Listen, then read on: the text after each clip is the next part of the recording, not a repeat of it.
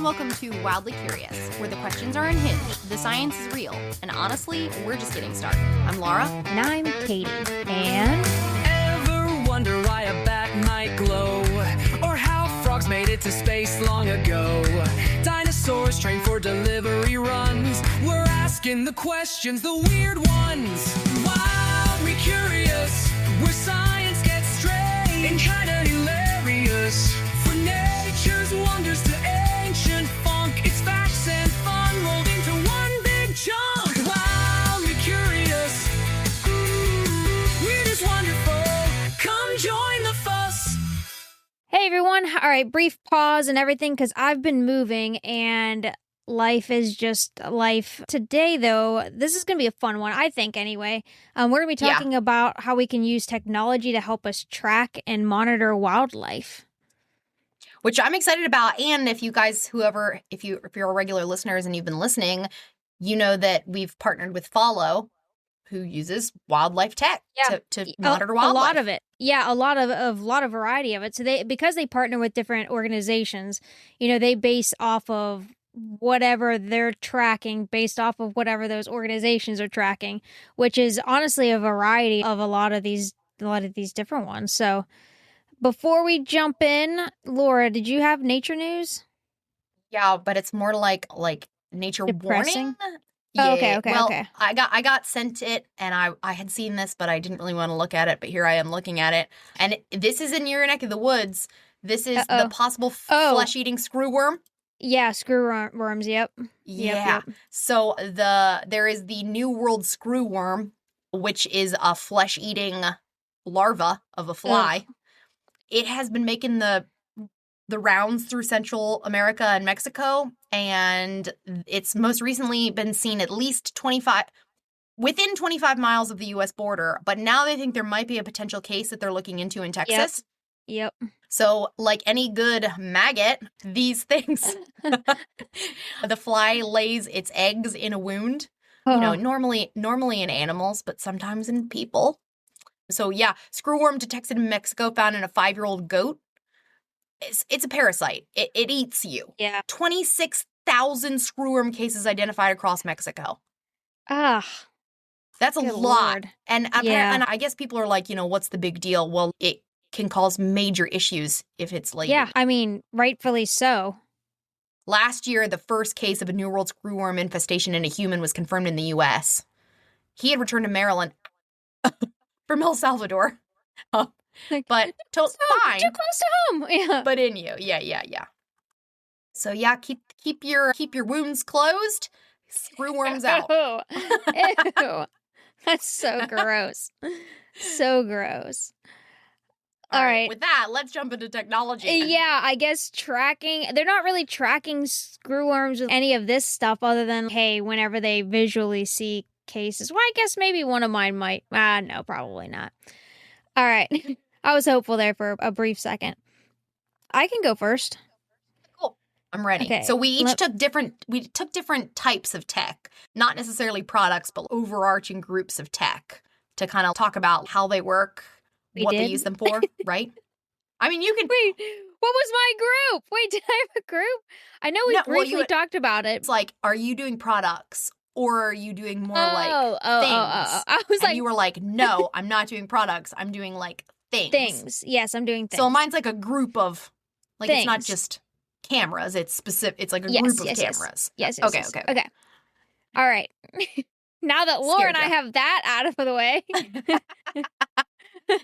my first thing, I guess, I'm going to be talking about is radar, which again is most people, I feel like, overlook it unless you're a birder. And then we're constantly doing migration, looking at all this stuff. Radar, you're right. I guess because everyone's heard of radar, but I don't even know if people know how it works.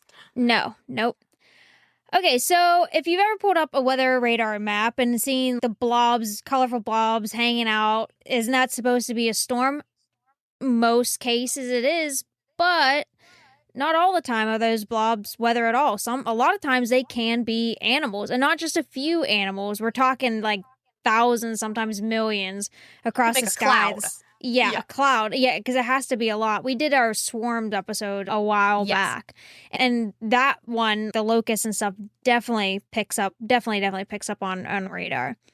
So, weather radar has been around for decades. The modern Doppler weather radar network that most Americans are familiar with today began rolling out in the 90s, which is crazy to think because that wasn't all that long ago. But it's the one that we know of today, right? The one that we picture today. And that came out through the National Weather Service's NEXRAD system. And more than 150 radar stations now scan the skies across the United States every few minutes. Meteorologists use it to track rain, hail, snow, severe storms.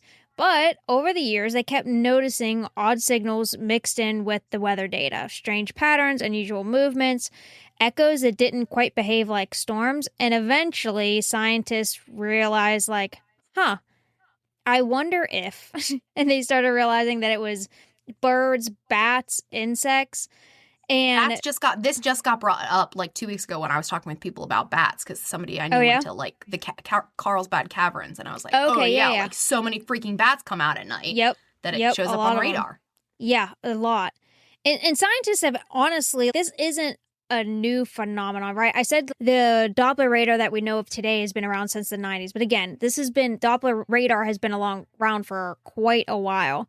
And scientists have been noticing the mysterious, biological blobs since at least the 40s. So during World War II, radar operators sometimes would pick up strange targets that they couldn't explain. And most of the time, it turned out to be flocks of birds. So how does that happen? Well, Doppler weather radar works by sending out pulses of radio waves into the atmosphere. Those waves travel outward until they hit something. Then some of that energy basically bounces back to the radar station. And that's how meteorologists can tell where rain is falling, where hail is forming, and whether a storm might be rotating. And if you ever look, I'm the nerd who has the radar apps, and it shows all the different types of radars that can show debris and altitude. So there's all kinds of different breakdowns of radar that we have nowadays. Way more complex. So here's the thing, though, that about radar. It doesn't really know what it's hitting. It just knows it's hitting something. And so that's left up to then scientists, meteorologists to say, hey, this is like, we know something is being reflected on the signal. And then just looking at it, and they study it, and then they're like, oh, this is what it is. So basically, think about standing in a dark room shouting for echoes. And whenever you're listening for those echoes, you might be able to tell like something is out there, human echolocation without it being a human echolocation, but you don't necessarily know precise direction or anything. Yeah. So I'm sure this is where like AI computer modeling comes in, right? Oh yeah, it totally can. Once scientists realized that animals were showing up on the weather radar, they started noticing some of the strange behaviors and patterns. On clear evenings, enormous clouds would suddenly appear on radar and begin moving across the landscape. Sometimes radar stations would detect giant rings that seemed to expand outward from a single point, which would be terrifying to see on a radar whenever you're like, is it gonna rain tonight? And it's like, bleh, like you don't know what the heck that's coming from, right? That's other times witch nonsense. Yeah. No, right? Another time there were broad waves of movement crossing entire regions, despite the fact that there weren't any storms nearby. And once researchers kind of figured out what to look for, the culprits became pretty obvious. It was birds leaving their nighttime roosts, bats emerging from caves, even massive swarms of insects like I talked about briefly earlier, taking advantage of favorable weather conditions, the locusts that need to fly and be able to breed and mate. So one of my favorite examples, though, comes from right here in Texas. And if you've ever seen the footage of Bracken Caves, the bats pouring out of the caves at sunset, you know it's insanely, insanely impressive. So at Bracken Caves, it's right outside of San Antonio, Texas, an estimated 15 to 20 million Mexican free-tailed bats emerged during the summer, making it one of the largest or the largest colony of concentrations of mammals on Earth. When those bats leave the cave at dusk, weather radar definitely picks up that cloud and expansion of every single night whenever it's going out, which is crazy. And totally look up video footage of it. Yeah. I have one that's going to follow up so perfect with this one. Okay, good. So the biggest reason, other than bats, because you guys all know I just like things that fly, really. Freaking bats. Dude, I love bats. The other way, and that's what I was saying, birders use it, okay, is systems that could track migration across entire regions over real time. So it does help with conservation efforts. So during fall migration, spring migration, scientists can measure the number of birds, where they are, and the peak migrations at night, and how they're moving across North America all at the same time. And we can see how that shifts over time with climate change and stuff like that. All kinds of things, yeah. And again, as the sun sets, like, you'll notice it. If you go to birdcast. Is it org? I can't remember, but Birdcast, yeah. Yeah, if you go to Birdcast, just Google it. They'll show you, like, hey, this is whenever the peak for birding. This is whenever the peak migration is supposed to hit. And you can see as the sun goes down, there's like the band that'll go across, be like sundown. And then it'll be like, whoa, whoa, whoa, whoa. And it's like a heat map. Yes. And it just heats up. And they can predict that from this radar. It's kind of like rush hour traffic, but overnight, because that's when birds are going to be moving the most. So once scientists, again, realized that the radar could track animal movement, it suddenly became a powerful conservation tool. Researchers can identify major migration corridors, track changes in migration patterns over time, and even predict when large migration events most likely occur. And that information can help answer some really important questions, especially down here in Texas, how big development is and how fast development is expanding. So, but they're looking for things like, are birds arriving earlier than they used to? Are migration routes changing? Which habitats are most important for animals to stop and rest, like McGee Marsh? You know, that's how they figured out, wow, this is real and really important. Before they make that leap over the Great Lakes, they go ahead and they stop off at McGee Marsh. And that's kind of like, I would say, the big takeaway here is, yeah, we can talk about bird conservation all we want, but radar has really helped us to figure out where they are and where they're looking congregating. at those patterns. Yeah, and being able to see, oh, hey, this is important protected lands. And so for decades, millions of birds, bats, insects, and everything have been flying through those radar beams every single night. Necessarily didn't realize what they were looking at first, but once we figured all of that out, it ended up being a really powerful conservation tool. So something that most people don't think about is just weather radar, but picking up everything else, birds, bats, insects. Yeah. Well, mine follows up perfectly with that, because I was going to talk about LiDAR. Nice, very good. Which I actually hadn't even heard of the term, but I totally know it. Like, once I've described it, really? I'm like, oh, yeah. Oh, okay. Yeah. So it stands for light detection and rating.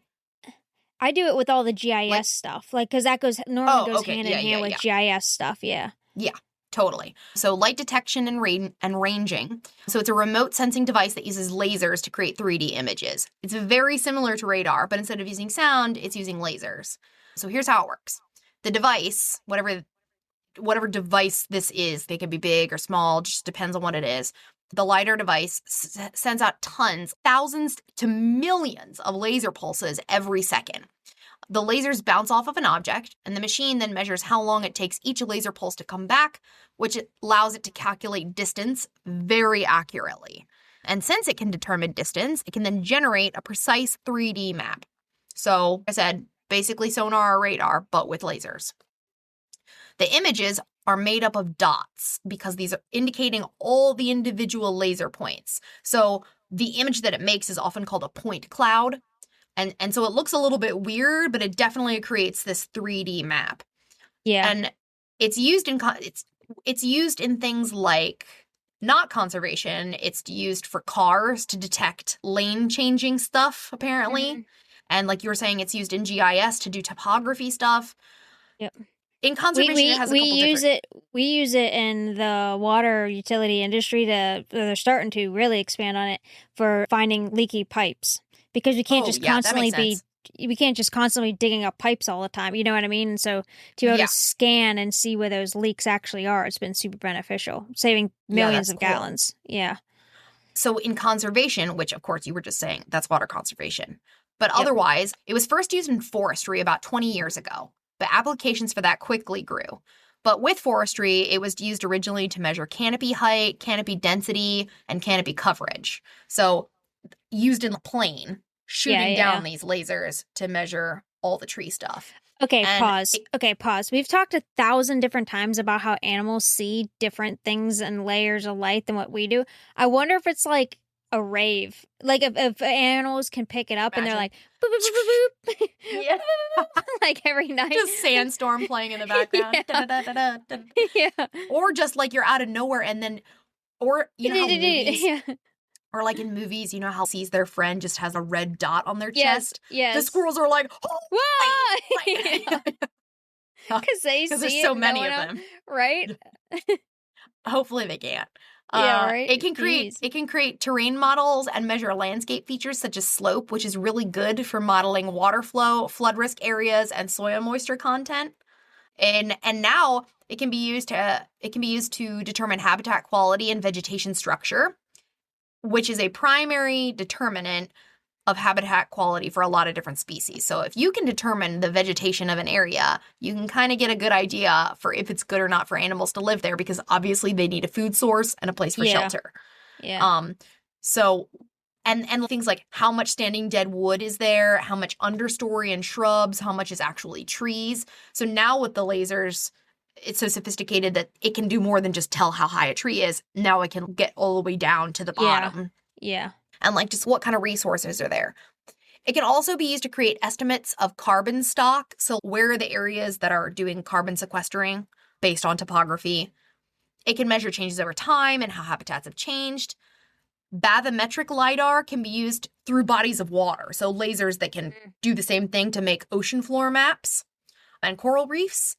And then finally, which I also thought was crazy, newer LiDAR can even measure the differences in chlorophyll levels, helping to distinguish deciduous. Oh my gosh, that's a whole sentence. Okay. Glad you're It can reading be it, not used me. to detect whether something is deciduous or coniferous. I don't know why I can't say it today. But anyway, it can detect how green is it? That's got to be a That's pretty deciduous cool. tree. That's got to Yeah. be an evergreen tree. That's pretty cool. That's pretty cool. Yeah, so then again, we can really look at habitat. And it's better than a camera, right? Because a satellite is just taking a flat image. It is not Yeah. revealing anything underneath the canopy of a forest. Yep. Like you see the trees and that's it. The lasers are actually so tiny that they can go between leaves and twigs so it can see the vegetation on the forest floor, where a satellite just could not do that. That's crazy. So yeah, LiDAR, very similar uses to yours, but very much focused on topography and vegetation and using lasers. That's pretty cool. Alrighty, I don't really have a really good segue into this next one. It's like the environmental DNA that's left behind. So like CIS, right? Like wildlife CIS. Okay. So again, I mean, there's a lot of Because science. I was like, how is that tech? Oh yeah, duh. They're It like is. analyzing it. Yes, and trying to figure out. If you're looking at an area and you're trying to figure out if a certain animal has been through there, you can either catch it, photographic evidence, hear it calling, see it with your own eyes. It's fairly limited until we started being able to really collect and analyze DNA. And I think people forget that us being able to really dive into and figure out DNA is not all that old, the past 20-ish years. It's fairly recently, considering, I don't know, how old some of this other stuff is that we're talking about. Yeah. It allows scientists then to be able to, I don't know, confirm that if animals are there without any other clues around, like no camera traps, no nothing. We'll be back after a quick break. Katy here from Wildly Curious. Our listeners care deeply about saving wild animals and protecting places they call home. So partnering with Fallow was an easy yes for us. Fallow creates tracking bracelets that let you follow a real animal in the wild while supporting major conservation organizations like the Dian Fossey Gorilla Fund, Cheetah Conservation Fund, and San Diego Wildlife Alliance, just to name a few. To support their work, click on the link in the episode description and use the code WildlyKaty to save 20% on tracking bracelets. Because curiosity is powerful, but action is how we protect the wild. Or So- like with certainty, right? Because you could find fur, and I'm pretty good. I could probably tell you maybe 2 or 3 animals that could have left that Could've fur, been, but I yeah. wouldn't know with certainty unless you did the DNA sampling. Yeah, Plus, and the DNA not- can tell you like male. I mean, like it can tell you so much. everything. Yeah, like everything. So it's not only just a picture of, oh yeah, that's a raccoon. It can basically tell you everything about that raccoon. That raccoon doesn't even know about that raccoon kind of situation. So while this all might sound kind of more science fiction, researchers have been using this technique since, again, I don't know, just before 2010 is whenever in wildlife it really started kicking off. In fact, one of the earlier studies that helped launch the field of eDNA was published by French researcher Pierre Tabaret and his colleagues, showing that DNA left behind in the environment could be used to detect species without directly observing them, which is crazy because It's like a no duh though. it is, yeah. But again, we if couldn't you prove it, we couldn't prove it because you think too about crime scenes, right? And everybody's look for DNA, but again, people forget that is a fairly recent thing. In the grand scheme of things, that's still Or fairly at least recent. good DNA. Yeah, Yes, right, good like- DNA to be able to see, but to be able to look at that DNA and be able to tell you who that individual is, to be able to process it. And again, because that always would take priority, tracking wildlife was not a priority because why would it be? So every living thing leaves behind evidence. We know this, whether it realizes it or not. And because of the environmental DNA, we can collect it from skin cells, scales, feathers, mucus, saliva, urine, feces, literally anything and everything. And some of it lingers in the environment long enough for scientists to find it. And so they end up collecting it, like water from a pond, soil from a forest, sediment from a river bottom. And even more recently, they've started to be able to collect DNA, like molecules, like, I don't want to say floating in the air, but they've been able to take samples and you can see like the pollen and stuff in it. You know what I mean? yeah, and to be able to yeah. look at the DNA that way. So even stuff that you don't really think of, quote unquote, DNA, they're looking at and pulling DNA from now, which is crazy. And again, because they can go ahead and bring those samples back to the lab, extract genetic material, you can basically find out from the DNA fragments anything and everything that you would need to know about that species. And here's an important distinction, I think, with all of this, too, is that the scientists aren't collecting animals. So they're collecting traces of the animals that they've left behind. And so it's a lot less invasive. It's a lot longer term. And again, You're it's not not darting it and collecting blood. Yeah. Yeah, exactly. Which, again, I mean sometimes, but not. yeah, sometimes, yeah. But yeah, you don't have to necessarily. Now, again, it's a matter of finding the DNA because it's like, hey, do we have Fawks here? Now we got to find the possibilities of where it could be. One of the articles we had to read for grad school was talking about wildlife corridors and whether or not they were effective. I don't know if you had to read the same one, but it was about how they were using barbed wire fur traps to catch fur from different bear species. So like wire, bear would have to go under it. It snags the fur. Then they would come and collect the fur and then do DNA analysis. And they could find out, how many species, what species of bear, how many individuals, were they old, were they young, were they male, were they female? They could tell everything. In relation of between who's related to who. Is this like a lineage? Right. So they were seeing, is this highway making pockets of populations? How effective is the wildlife corridor? I mean, the applications for just this one study were so vast. Yeah. So you brought up that example. So another one was even in 2011, there was a team led by David Gurday, I hope I'm saying that right, and they used environmental DNA to detect invasive Asian carp in waterways connected to the Great Lakes, which that was a really big deal. And so if you're not familiar with Asian carp, they're a group of invasive fish originally brought to the United States in the 70s. And since then, they've spread through much of the Mississippi River Basin, raised serious concerns about reaching the Great Lakes, where they could disrupt native fish communities and commercial fisheries, because a lot of people depend on that. Destructive. Yeah, very, very destructive. And the challenge wasn't finding a few fish in a massive waterways, which is incredibly difficult as it is, but finding their DNA ended up being a lot easier because they could just collect water samples, test for traces of Asian carp DNA, and they could detect whether there's evidence, that they were even there as, hey, if this is an area that we should start looking at or not. So that, which again, that to me is mind-blowing, that you could take some pond water and talk about Truly everything that's in there. CSI, right? Here's Yeah. all right, we're their nature detectives. Yep. New age nature detectives, not trackers, Yes. Yeah. Another aquatic example is the eastern hellbender, which I know we've talked about hellbenders briefly before. The giant salamander, and then we kind of went off a tangent with the hellbenders. But they're giant aquatic salamanders that can grow up to nearly 2-ish feet. They're sometimes called snot otters, which I still think that's one of my favorite. Besides trash panda, snot otters is one of my favorite names. And the problem with hellbenders is they spend much of their time hidden beneath rocks and streams of rivers. Even if a population is healthy, they can be insanely difficult to find.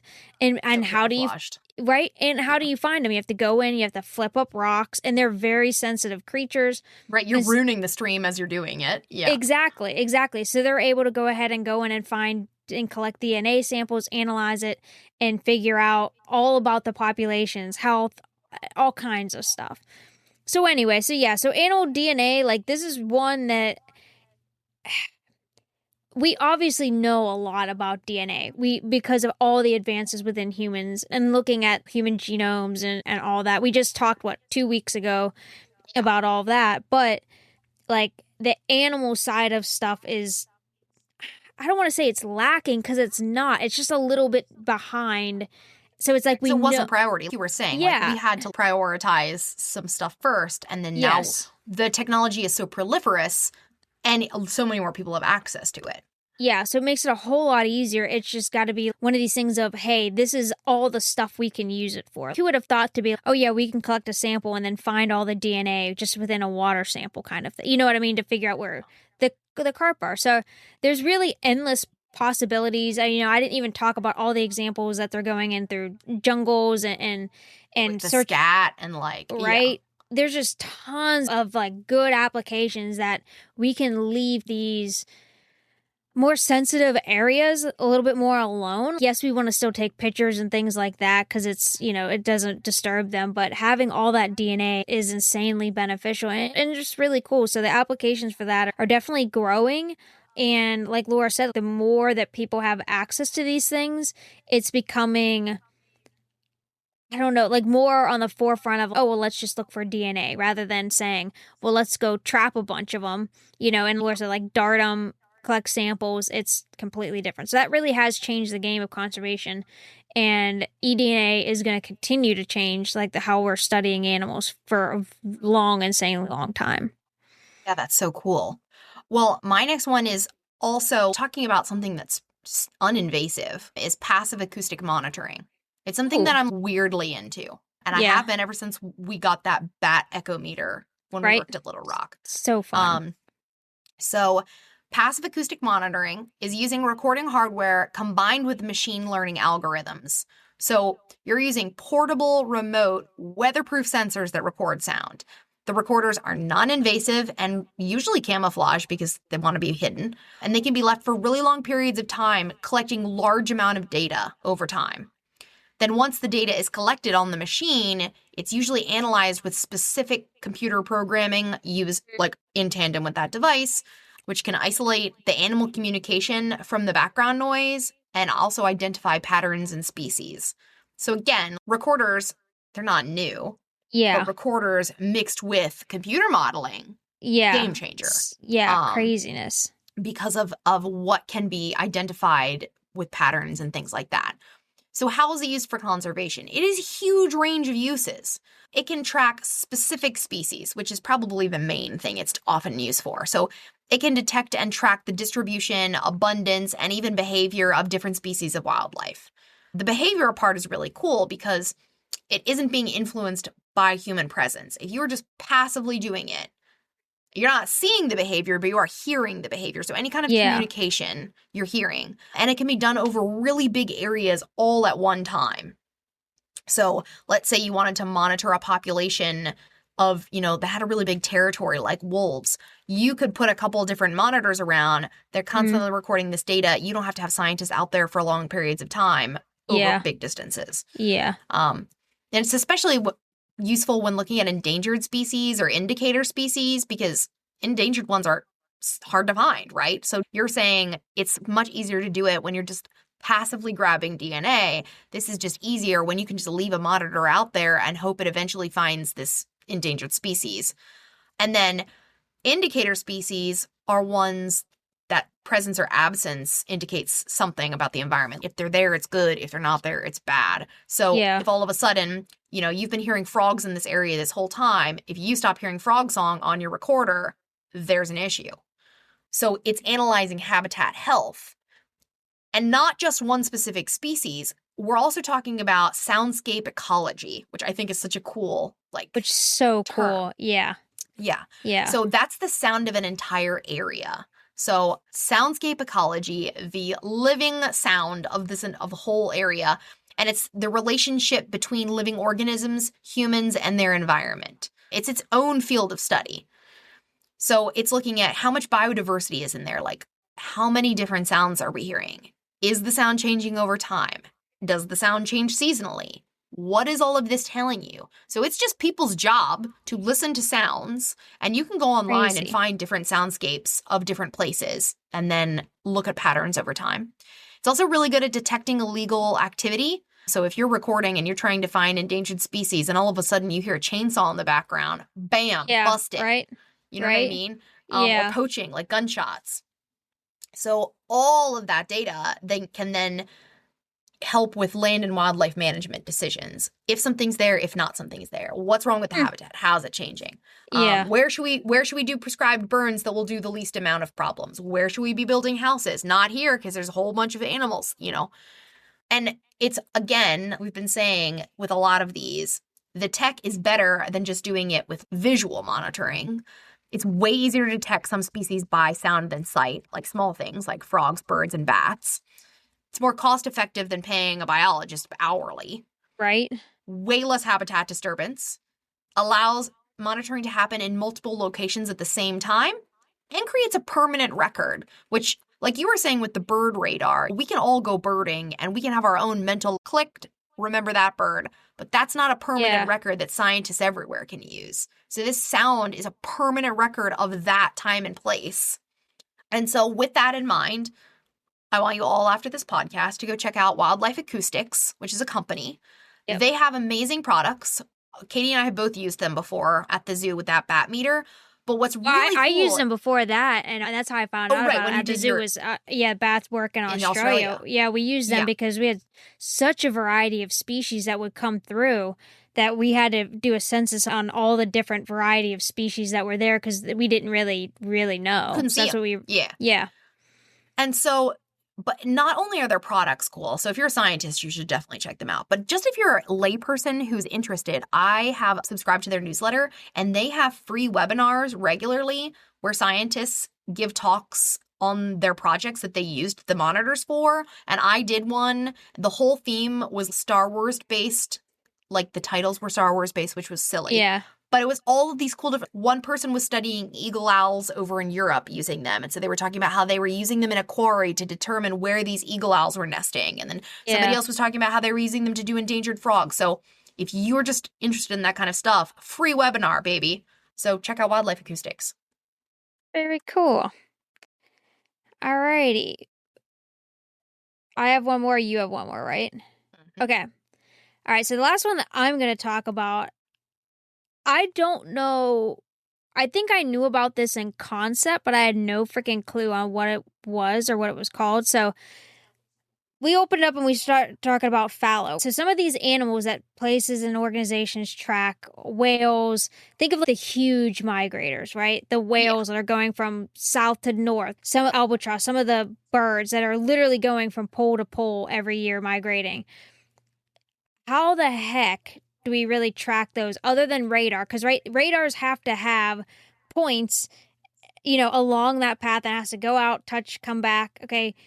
But that's not really effective because then you would have to have points, the whole way. So how are we tracking those animals? It can't be a normal GPS call or radio tag because, again, it's very short term and it's limited. So that's wherever the ICARUS program has come in. And ICARUS, thank you. No, I only know that because it's got to be that because it's the guy who flew too close to the sun. Yes, yes, Probably yes. what The it's named Greek guy. after. Yeah, the Greek Yeah. mythology. And it's not that, but it is. That's where it comes from. And it stands for the International Cooperation for Animal Research Using Space. What? I had never heard of such a thing. Right? That's cool. Right? The project was originally proposed by German zoologist Martin Wilinski, a researcher who has spent much of his career trying to understand animal movement and migration. His idea was simple. Animals are constantly collecting information about the world around them just by living their lives. But the challenge has with the huge migrators has always been figuring out how to follow them. So, working with researchers from the Max Planck Institute of Animal Behavior and a large international team of collaborators, Walensky helped develop a system that would eventually be installed aboard the International Space Station in 2018. Yep. That's cool. The basic concept is surprisingly straightforward. Scientists attach small electronic tags to animals that are way more lightweight than radio collars or anything like that. They're solar powered. And those tags can record all kinds of information, including location, movement, activity levels, temperature, acceleration even. And is this what they're like jamming like a stick? Is this the same thing as the tag? I've seen videos before of them tagging a whale with a stick and they stick something in it. I would have to see exactly what that is, because some of them are just the old school like GPS tracking stuff. Yeah, or telemetry or whatever. Yeah, but this is way different from space. Yeah. And so as that tag is collecting the data while the animal goes about its normal life, as the International Space Station passes overhead, traveling around the Earth roughly 17,000 plus miles per hour, the station can then receive information from those tags and relay it back to scientists. So it's almost like cool. Yeah, so it's almost like a constant snapshot, right? So whatever the bird does, and I think I talk about it here in a minute, but it's 90 minutes. Every 90 minutes, the space station can go around. So you figure every 90 minutes, it's like whatever the bird has done that last 90 minutes is collected in that tracker, and then as soon as the International Space Station goes over top, it's like, and it sends all that information up to them. And then you can kind of like backtrack where they are to predict where they're going kind of thing. And so why would scientists go through all the trouble putting wildlife tracking system on the International Space Station? Well, like I said before, scientists have been using tracking devices for decades, GPS collars, radio transmitters, satellite tags even. And those tools truly have revolutionized wildlife research. But they also have limitations. Batteries only last so long. Transmitting data takes energy. Many animals travel enormous distances across landscapes that are difficult or sometimes impossible for researchers to truly follow the whole way. And so that's where space becomes surprisingly useful. And so because it circles Earth every 90 minutes, passing over huge portions of the planet, of course, it means that researchers aren't limited to tracking animals in one country, one region, or even one continent. They can follow migrations across international borders, animals moving across oceans, bird traveling thousands of miles between breeding and wintering grounds. And instead of studying one small piece of the journey, scientists can start to see the bigger picture of the whole, because they don't have to, hey, let's track these birds as it goes through South America. And then next year, it's, well, let's take this middle journey. You know what I mean? Because you always had to kind of like split it up. Where now it's, nope, let's just track it the whole way. And so once you start to see the whole journey, you start finding answers to questions that scientists have been asking for years. For example, researchers have used tracking technology to follow migratory cuckoos traveling between Europe and Africa. These studies have revealed important stopover location where birds rest and refuel during migration, which, like I said earlier, helps us to protect those hot spots of where they're going to relax. And researchers have also tracked fruit bats, moving across distances, like we said, whales, anything. And so cool. It is really cool. And so here's the part, though, where Martin Witkowski, I hope I'm saying the last name, who knows, and many other researchers have found really exciting is that scientists aren't just learning about animals, they're learning more and more about the Earth itself, because animals are constantly responding to changes in the environment. So storms, droughts, wildfires, habitat loss, changes in food availability. So the animals aren't studying the environment per se, they're living in it, which sometimes makes them to be the first ones to notice change.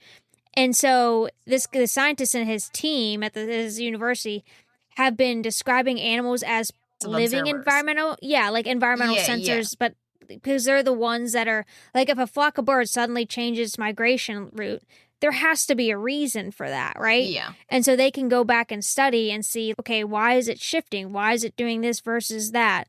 So it's not just a snapshot of the animal, which is extremely important, or that flock or that like big group.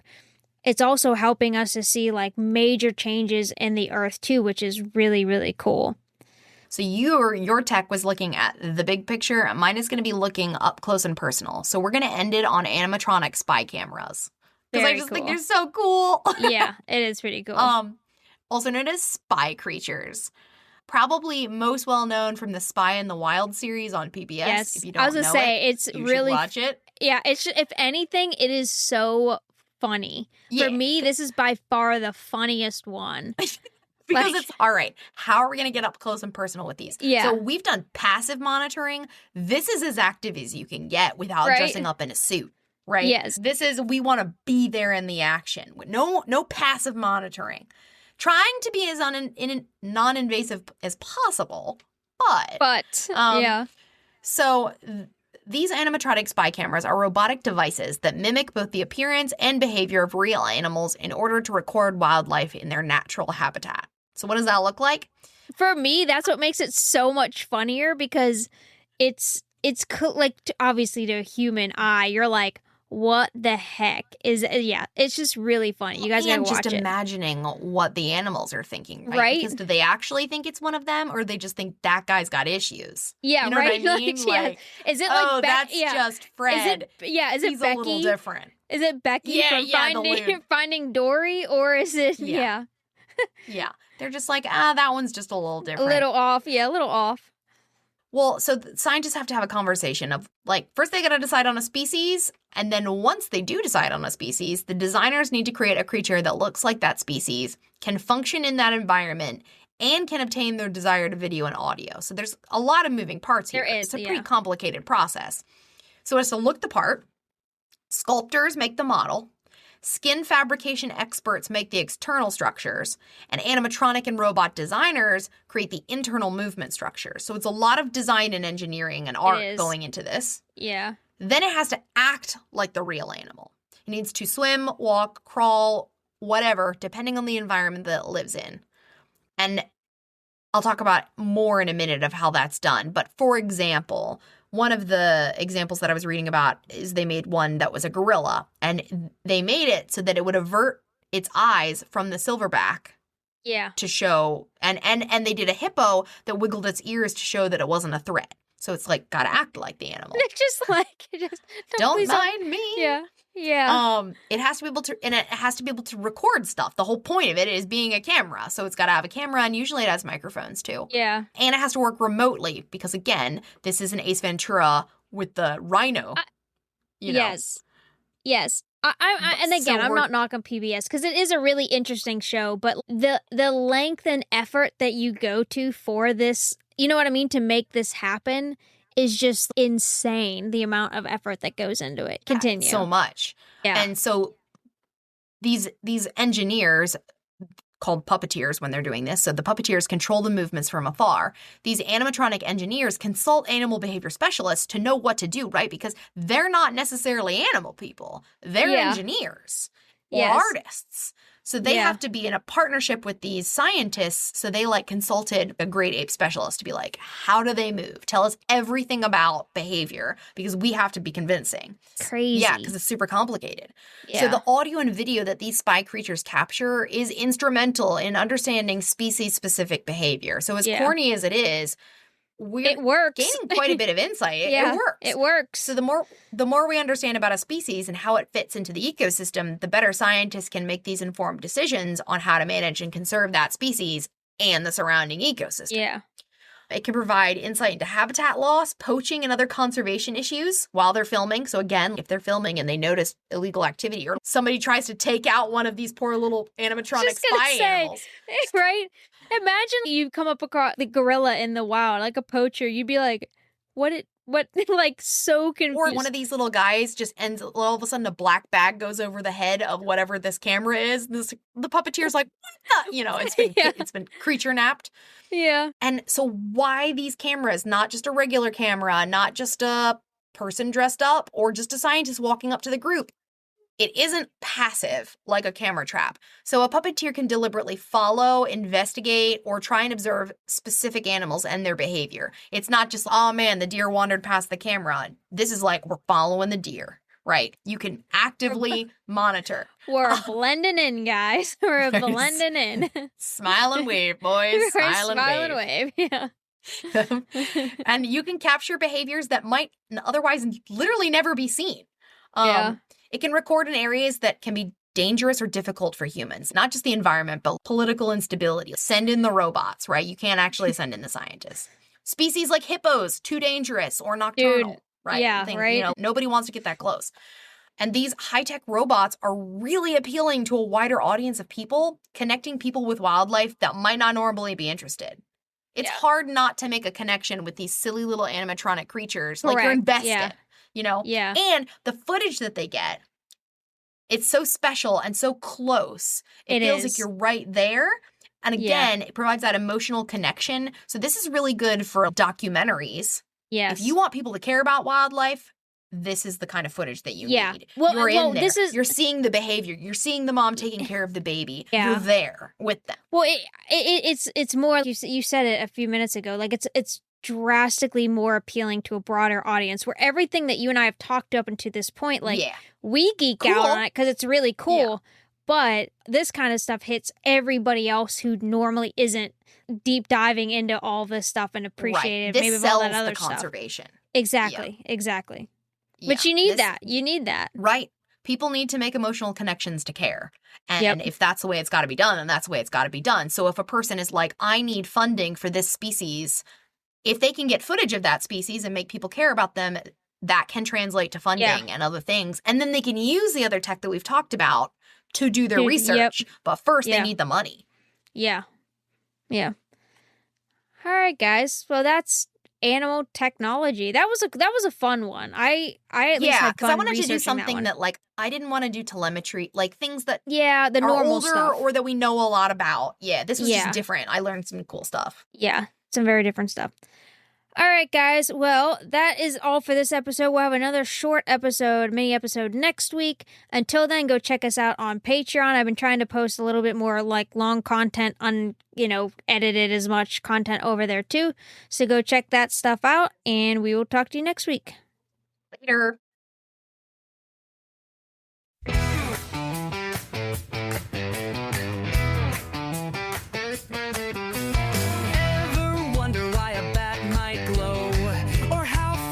To space long ago. Dinosaurs trained for delivery runs. We're asking the questions, the weird ones. Why?